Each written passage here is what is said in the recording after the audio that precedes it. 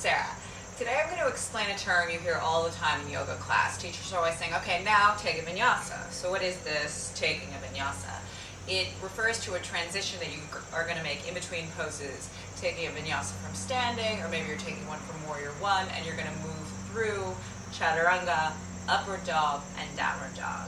The purpose of it is to build heat in the body and also to flex the spine and extend the spine. So you're just trying to get a little bit of strength building, a little bit of cardio work, and to move your spine in different directions. There's a traditional way to do this, which is the chaturanga, the upward dog, the downward dog, but there are also modifications that you can take too if you're still working on building up the strength to do chaturanga, or if you'd rather not take upward facing dog because it's a very extreme back bend.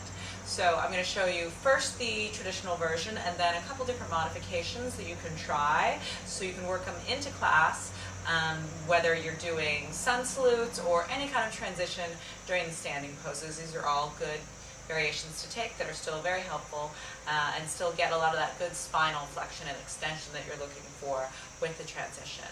So to begin with, the traditional variation from standing is this.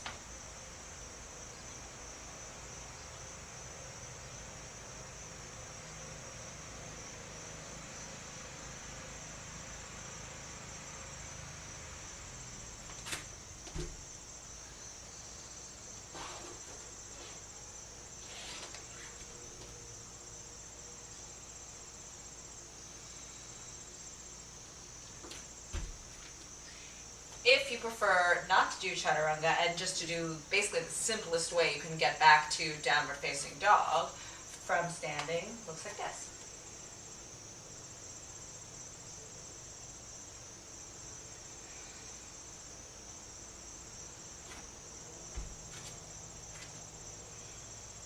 That's right, I'm just stepping back to downward facing dog. That's all you have to do. If the point is just to meet there in the same position and you don't want to do any kind of forward bend or back bend, just step on back to downward dog. You don't have to do the transition. That's totally optional. Everything in yoga class is optional.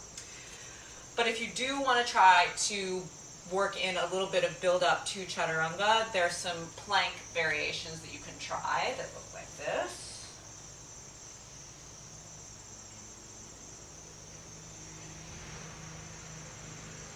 Inhale, look forward. Exhale, step back into a plank pose. Don't lower into chaturanga. Just hold here and then press back to downward facing dog. So the point is that while you're in plank pose, everything is very firm and you're building a lot of strength there, working on the shoulder strength, the leg strength, and the core strength that you will need to do chaturanga, but for now, just holding plank and then straight back to downward facing dog. One step more advanced than this is from plank pose, drop down onto your knees, keep the stomach pulled in really tight, keep the elbows pulled in tight, and then you're going to lower down into a half chaturanga here. Same thing as chaturanga, only the knees are down. And then from here, let your stomach come down onto the mat, and the back bend you're going to do is a low cobra pose, which looks like this. So instead of an upward dog, which is a much more extreme back bend, the low cobra pose is a really good way to broaden the chest, strengthen the muscles along the spine, but without going as deep into the vertebrae as upward dog does. If you're still working on the strength to do chaturanga, you don't have the strength to do upward facing dog. It's much safer, so try this version first. And the last variation, the one that you're going to do right before you're moving on to just the traditional vinyasa of chaturanga, upward dog, downward dog, is plank pose, lowering all the way down to the ground. Inhale, low cobra. Exhale, press back to downward facing dog.